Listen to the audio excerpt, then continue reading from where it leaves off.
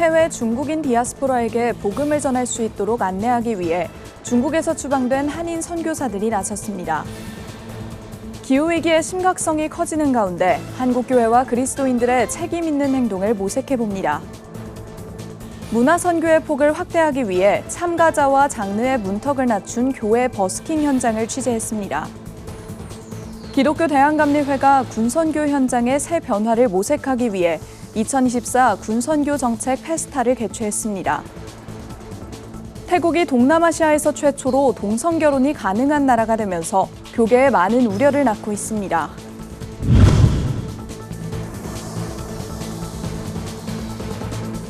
시청자 여러분 안녕하십니까? 구티비 뉴스입니다. 현재 중국에는 선교를 목적으로 들어갈 수 없습니다. 중국에서 추방된 한인 선교사들은 새로운 사역지로 해외 중국인 디아스포라를 찾아 떠났고 이런 선교 현장 체험을 바탕으로 가이드북을 제작했습니다. 장정훈 기자가 보도합니다. 92년 한중 수교 이후부터 본격적으로 시작된 한국의 중국 선교. 중국 복음화란 목표를 갖고 있던 선교사들은 현지에서 교회를 세우고 복음을 전하며 부흥에 힘썼습니다. 하지만 2018년 중국은 해외 세력의 지배를 받는 종교단체를 금지한다는 신종교 사무조례를 근거로 선교사 추방을 시작했습니다. 최근까지 중국에서 추방된 한국인 선교사는 중국 현지에서의 선교 활동은 불가능하다고 말합니다.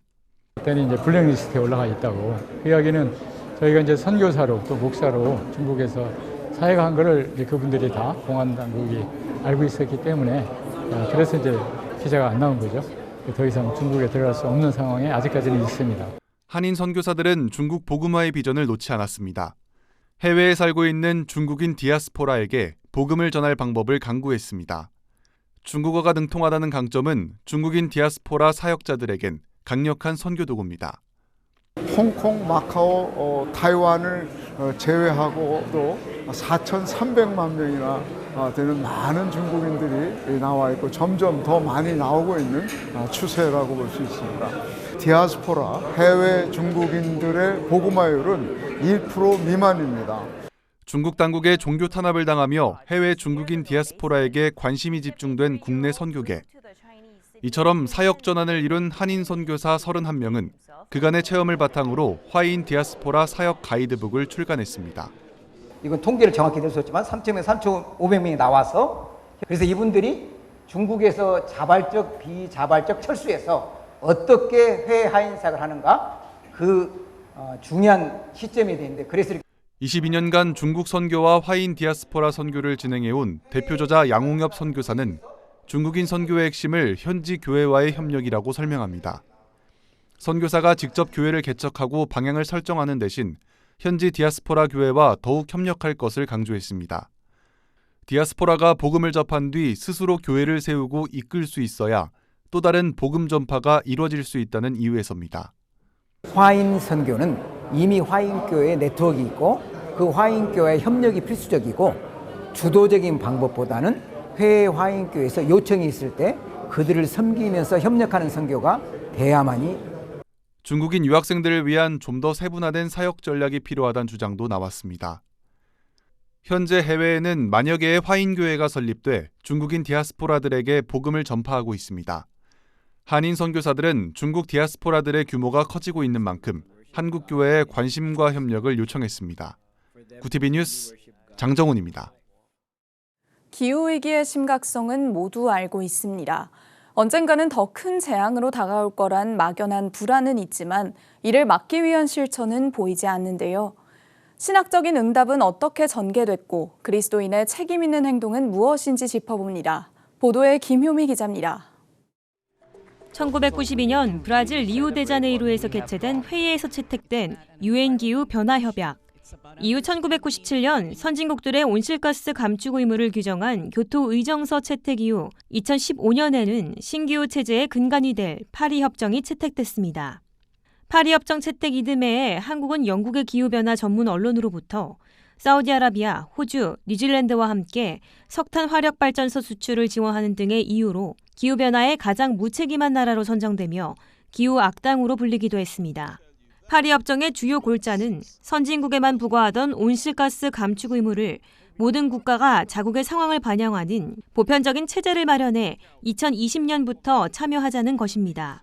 국제사회가 고민하는 기후위기 문제에 대해 신학적인 응답의 시작점을 살펴보고 한국교회와 구체적인 실천 방법을 모색하기 위해 성공회대학교 과학생태신학연구소, 과학과 신학의 대화, 한국교회 환경연구소가 공동 주최하는 포럼이 열렸습니다. 세계 단체가 진행하는 이번 포럼에선 현재 직면한 기후위기의 과학적 현주소부터 짚었습니다. 무려 500억 톤이나 되는 이산화탄소 배출입니다. 우리나라 연간 배출량 말씀드리면 6억 톤입니다. 전 지구인이 배출하는 그런 어떤 배출량에 비해서는 작지만 배출 증가 속도가 무지하게 빨랐습니다. 20년간 기후과학을 연구해온 김 교수는 기후위기 해결의 열쇠로 국제사회가 탄소 중립을 위해 화석 연료 대신 태양광 등 재생 에너지를 사용하면서 나타날 에너지 대전환의 중요성을 강조했습니다. 기후위기에 대해 기독교가 관심을 보인 것은 1961년 세계교회협의회에서 신학자이자 목사인 조셉 시틀러가 하나님, 인간, 생태계의 관계성에 근거한 생태신학적 관점에서 지구를 바라봐야 한다고 목소리를 내면서 시작됩니다. 생명과 생태 문제에 대한 한국교회의 여정은 1960년대 산업발전이 본격적으로 시작될 때 태동됐습니다. 1982년 개신교 목회자들은 기독교 환경운동연대의 전신인 한국공해문제연구소를 개설했습니다. 최초의 민간 환경단체가 신학적 배경으로 환경운동을 시작한 겁니다. 신학적으로 바라볼 때 기후재앙을 문제로 삼는 이유는 사회적 약자가 피해의 최전선에 있기 때문입니다. 현재 한국교회는 2021년 5월 주요 교단들이 탄소 중립을 선언하고 교회 공동체 안에서부터 할 수 있는 실천을 확대하고 있습니다. 포럼에서 신학적 응답을 발표한 송진순 목사는 기후위기에 대한 그리스도의 책임 있는 행동에 대해 자연을 향한 사랑과 정의로 죽음을 야기하는 일에서 돌이켜야 한다고 설명합니다. 생명으로 변화시키는 일에 헌신하도록 부름을 받았다라고 하는 사실을 기억하셨으면 좋겠습니다. 지금과 다른 세계로의 전환에 참여해야 될 것이라고 생각을 합니다. 하나님의 창조세계 회복을 위해 익숙한 것들을 포기하는 결단, 그리스도인의 실천이 필요합니다. 구티비 뉴스 김유미였습니다. 교회마다 분위기는 다르지만 보통 예배를 떠올리면 대부분 엄숙하게 진행하는 것으로 생각할 수 있는데요. 이 같은 인식에서 벗어나 흥겨운 버스킹으로 예배의 문턱을 낮춘 교회가 있습니다. 김태용 기자가 취재했습니다. 난 12시 점심시간이 다가오자 종로 세문안 교회 앞마당이 작은 버스킹 공간으로 변신했습니다. 상큼함이 느껴지는 요들송이 교회 앞을 즐거움으로 채웁니다.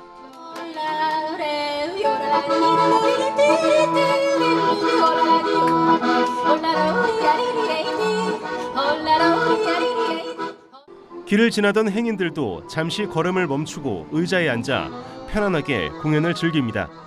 친숙한 대중가요가 흘러나오자 손뼉 소리와 환호로 화답합니다.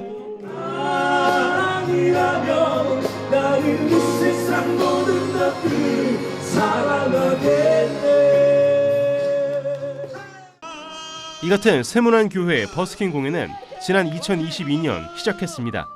많은 이들이 교회를 찾을 수 있도록 문화 선교를 펼치기 위해서입니다. 도입 3년째를 맞은 올해는 특별함을 더했습니다. CCM 공연이 주를 이뤘던 과거와 달리 올해는 클래식과 힙합 또 대중음악 등 다채로운 장르로 문턱을 더 낮췄습니다. 더욱 많은 이들이 교회를 친숙하게 여기고 자연스럽게 찾는 공간으로 만들기 위해서입니다. 감사하고 기쁘고 또 제 음악을 듣고 여기 모인 사람들이 아 교회에서도 이런 음악을 하는구나, 이렇게 이제 문화 선교를 하는구나 이렇게 생각을 해서 이제 자주자주 열려서 좀 많은 사람들이 교회로 많이 오셨으면 좋겠어요. 전도의 목적도 있잖아요. 근데 꼭 찬양만을 하는 것도 좋지만 이렇게 또 우리들이 즐겨 들을 수 있는 음악을 같이 하니까 너무 좋았어요. 근데 이런 공연을 통해서 많은 사람들에게 알릴 수 있는 좋은 기회가 되지 않았나 싶습니다.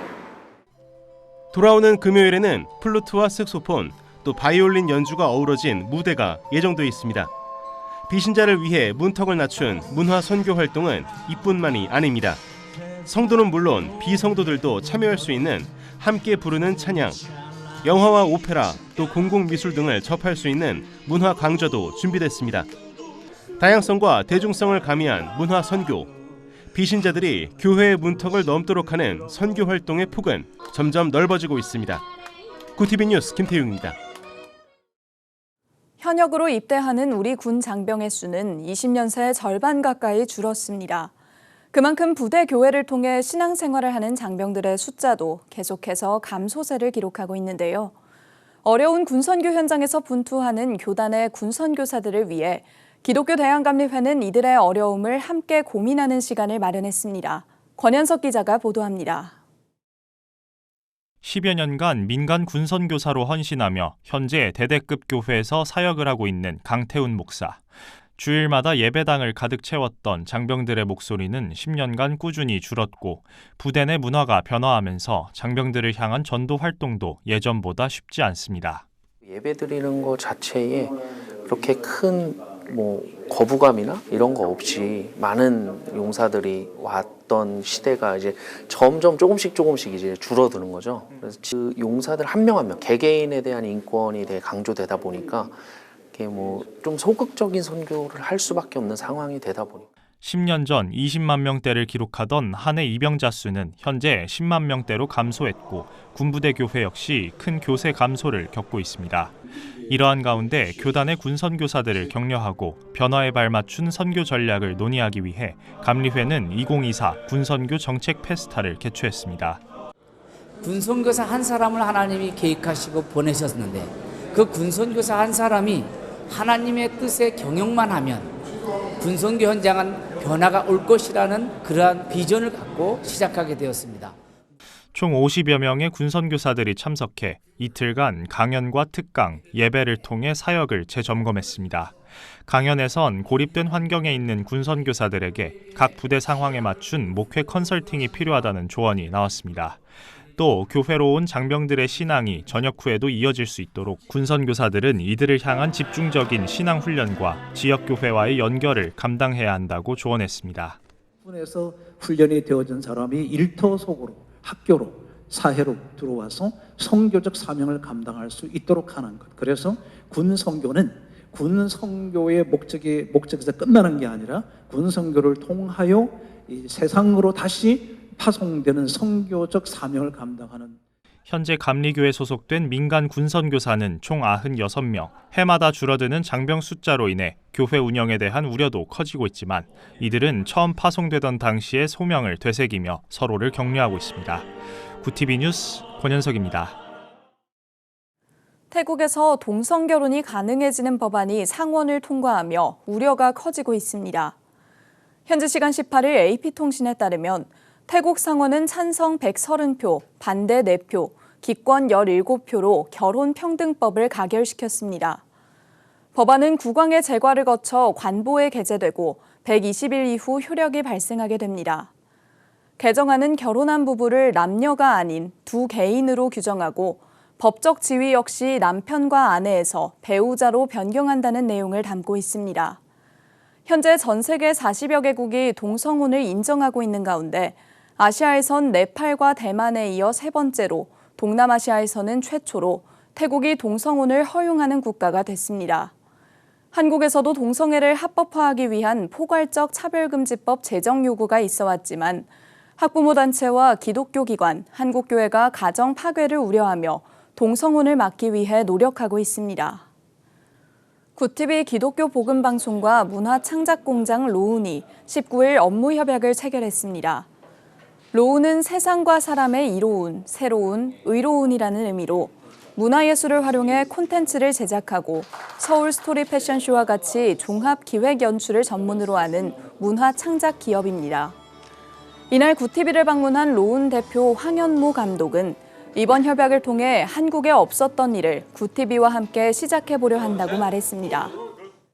국내외 전 교회, 우리 교포들 같이 참여할 수 있는 환경을 만들면 이것도 선교가 아니겠는가라고 이제 생각을 해서 여태까지는 제가 사회에서 상업적인 걸 위해서 시간을 많이 보냈다면 이번 계기로 해서 저도 한 요만큼이라도 가치 있는 일을 좀 했으면 좋겠다는 생각으로 양 기관은 이번 연말 바이블 스토리 패션쇼를 개최할 수 있도록 협력할 예정이며 그 외에도 십자가 전시, 바이블 스토리 도자기 인형 박물관 등에 대해 논의해 나갈 예정입니다. 구티비 호남 전북본부에서 보내온 소식입니다.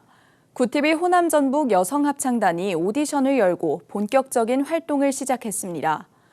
15일 효자동교회 청소년 수련관에서 열린 이번 오디션에는 전북 지역 각 교회에서 찬양에 관심 있는 지원자들이 참여해 실력을 선보였습니다. 이날 오디션을 주관한 구티비 호남 전북 여성합창단 이광선 이사장은 실력과 기교도 중요하지만 무엇보다 하나님을 향한 신앙의 마음가짐과 태도가 중요하다고 강조했습니다. 여성합창단 창단을 위해서 많은 이사님들이 물질로 후원해 주시고 기도로 후원해 주셔서 지금 모든 일이 하나님 섭리 가운데 잘 진행되고 있습니다. 많은 분들이 이 여성합창단의 찬양으로 인해 은혜를 가득히 받고 생활이 더욱더 윤택해지는 크리스찬들이 다 되기를 원하며 열심히 하겠습니다. 오디션에 참석한 정혜연 구티비 호남 전북본부장은 전북 지역의 많은 분들이 관심과 지지를 보내주심에 감사드린다며 앞으로도 우리 구티비는 더욱 섬기는 모습으로 전북의 성도님들께 나아가겠다고 각오를 전했습니다.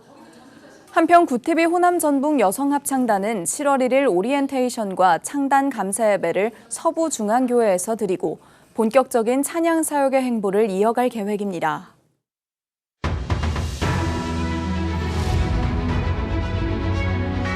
오늘의 이슈 포커스입니다. 대한의사협회가 집단휴진과 관련한 공정거래위원회의 현장 조사에 대해 의료계의 자율적이고 정당한 의사표현을 공권력을 동원해 탄압하는 것은 매우 부당한 조치라며 유감을 표명했습니다. 의협은 19일 입장문을 내고 정부는 지난 17일 우리 협회가 불법 진료 거부를 독려해 공정거래법을 위반했다고 공정위에 신고했다며 정부와 공정위는 의료계에 대한 탄압과 겁박을 중단해야 한다고 주장했습니다. 지난 17일 공정위는 보건복지부로부터 의협이 공정거래법을 위반했다는 신고를 받고 19일 서울 용산구에 있는 의협회관으로 조사관들을 보내 관련 자료를 확보했습니다. 국민권익위원회 초정묵 비상임위원이 19일 사의를 표명했습니다. 최 의원의 사의 표명은 최근 권익위가 윤석열 대통령의 배우자 김건희 여사의 명품 가방 수수 의혹을 종결 철회한 것에 대한 반발 때문으로 전해졌습니다. 2021년 10월 더불어민주당의 추천으로 권익위 비상임위원이 된 최 의원의 임기는 오는 10월까지로 최 의원의 사의는 임명권자인 대통령이 수락하면 최종적으로 확정됩니다. 지난해 대중국 경상수지는 309억 8천만 달러 적자로 역대 최대치를 기록했습니다. 19일 한국은행이 발표한 2023 국제수지 통계 결과 대중 경상수지는 지난 2022년 21년 만에 적자로 돌아선 이후 2년 연속 적자를 나타냈으며 2022년보다 적자 폭이 확대됐습니다. 상품 수출이 반도체를 중심으로 감소한 가운데 상품 수입도 소폭 줄었습니다. 이에 따른 상품 수지는 335억 달러 적자를 기록해 역대 최대치를 나타냈습니다. 반면 미국 상대의 거래에서는 승용차 수출 호조 등에 힘입어 900억 달러가 넘는 역대 최대 흑자를 냈습니다. 쿠팡이 유료 회원제 서비스인 와우 멤버십 요금을 인상하면서 쿠팡 플레이와 쿠팡 이츠 서비스를 무료로 제공해 끼워 팔기를 하고 있다며 시민단체들이 공정거래위원회에 신고했습니다. 참여연대 민생희망본부 등으로 이뤄진 온라인 플랫폼 이용자 불만 신고센터는 19일 기자회견을 열고 쿠팡은 일방적으로 와우 멤버십 가격을 58%가량 인상하면서 별개 서비스인 쿠팡 플레이와 쿠팡 이츠 알뜰 배달 서비스를 무료로 제공하는 끼워 팔기를 하고 있다며 이는 공정거래법 제45조 제1항 제5호 위반이라고 밝혔습니다.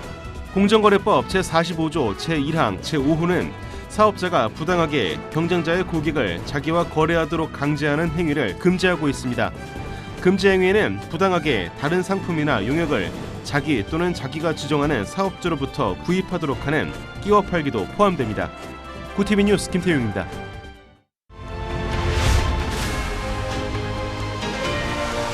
구티비 월드와이드입니다. 북러 정상회담과 관련해 중국은 공식 입장을 내놓지 않고 있습니다. 중국 외교부는 18일 정례 브리핑에서 북한과 러시아 간 왕래라며 말을 아꼈습니다. 닷새 전 북러 양자 교류에 대해 전통적 우호 관계를 공고히 발전시키는 것이라며 환영 입장을 낸 것과는 다소 거리가 있습니다. 중국 민영 매체인 차이신은 이날 푸틴 러시아 대통령의 방북으로 북러 간 군사 관계가 과열되고 있다며 유사시 자동 군사 개입 수준의 긴밀한 군사 협력 관계를 구축하는 계기가 될까 우려스럽다고 보도했습니다. 관영 매체가 아닌 민간 매체에서 이런 보도를 내는 것은 이례적으로 일각에서는 중국 당국이 민간 매체를 통해 북한과 러시아에 경계심을 표시한 것이라는 분석이 제기되고 있습니다. 이스라엘이 레바논 무장정파 헤즈볼라와 전쟁 계획을 공개적으로 거론함에 따라 중동 내 긴장이 한층 더 격화했습니다. 헤즈볼라는 가자지구에서 교전하던 팔레스타인 무장정파 하마스보다 전력이 훨씬 강한 만큼 전면전이 발발할 경우 양측에 참담한 결과가 뒤따를 수 있다는 우려가 제기되고 있습니다. 이스라엘군은 현지 시각 18일 성명을 통해 북부 사령관인 오리 고딘 소장과 작전 참모인 오데드 바시에코 소장이 전황평가 회의를 열고 레바논 공격을 위한 작전 계획을 승인했다고 밝혔습니다. 이 공격 계획 승인은 최근 헤즈볼라의 대이스라엘 무력 공세가 한층 격화한 가운데 이뤄져 본격적인 전면전을 위한 조치일 가능성 때문에 우려가 높아지고 있습니다. 미국 연방준비제도 인사들이 최근 발표되는 각종 지표는 고무적이지만 금리를 인하하기 전 인플레이션이 냉각되고 있음을 나타내는 추가 증거가 필요하다고 입을 모았습니다. 현지 시간 18일 블룸버그 통신 등에 따르면 알베르토 무살렘 세인트루이스 연방준비은행 총재는 금리 인하가 적절한지에 대한 확신을 갖기 전에 인플레이션 둔화, 수요 완화와 공급 확대 진행을 지켜봐야 한다고 말했습니다. 또 이러한 조건들이 충족되려면 몇 달 혹은 몇 분기가 걸릴 수 있다고 내다봤습니다. 수정 콜린스 보스턴 연방은행 총재도 이날 야후 파이낸스와의 인터뷰에서 한두 달 고무적인 뉴스에 과민 반응하지 않는 것이 중요하다고 강조했습니다. 블룸버그 통신은 이날 연준 인사들의 언급을 종합해 볼 때 연준이 금리 인하를 서두르지 않을 것이라고 분석했습니다. 독일 베를린에 설치된 평화의 소녀상이 4년 만에 철거될 위기에 놓였습니다. 행정 권한이 있는 관할구청이 비문의 문구를 문제 삼아 철거가 불가피하다고 밝힌 데 따른 것입니다. 베를린 미테구청은 현지 시간 18일 소녀상 문제에 대한 연합뉴스의 질의에 특별 허가가 한 차례 연장됐고 이후에는 문구를 수정하는 조건으로 용인하는 상태라며 이 협의가 실패해 더 이상 허가를 연장할 수 없다고 답했습니다. 소녀상 비문에는 제2차 세계대전 당시 일본군이 아시아 태평양 전역에서 여성을 성노예로 강제로 데려갔고 이런 전쟁 범죄의 재발을 막으려 캠페인을 벌이는 생존자들의 용기에 경의를 표한다는 문구가 새겨져 있습니다. 제독 시민단체 코리아협의회는 문구와 관련해 구청이 제대로 협의를 요청한 적이 없다며 지금이라도 문구 수정을 비롯해 협의할 준비가 돼 있다고 말했습니다. 구티비 뉴스 김태용입니다.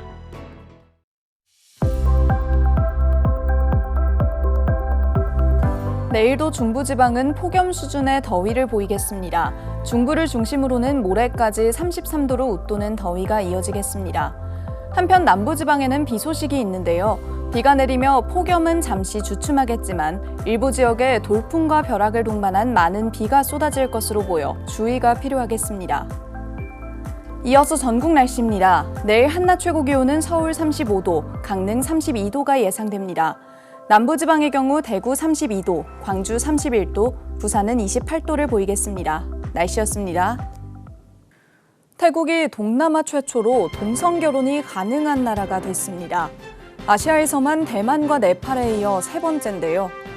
동성혼을 법제화하는 것은 가정 파괴를 넘어 자라는 세대들에게 잘못된 성 정체성을 심어주는 위험성을 가지고 있습니다. 때문에 한국에서는 학부모와 한국 교회, 기독교계 어른들이 앞장서 동성혼을 막기 위해 노력하고 있습니다. 이상으로 뉴스를 마칩니다. 함께해 주신 여러분 고맙습니다.